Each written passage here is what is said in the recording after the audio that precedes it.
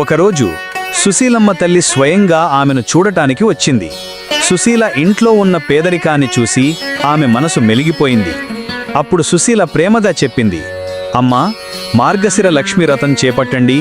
ఇది ఎంతో పవిత్రమైన వారపు వ్రతం.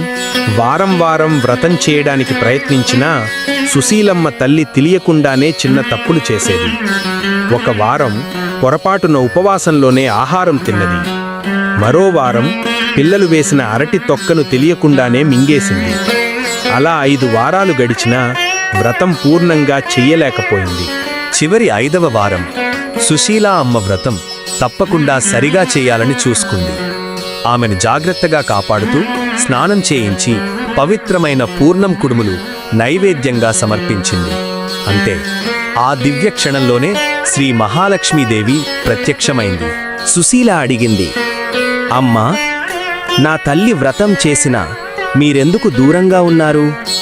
మహాలక్ష్మీదేవి చెప్పింది, చిన్నప్పుడు నన్ను భక్తితో పూజిస్తున్న నిన్ను నీ తల్లి చీపురుతో కొట్టింది. ఆ అవమానమే మీ ఇంటి ఐశ్వర్యాన్ని దూరం చేసింది.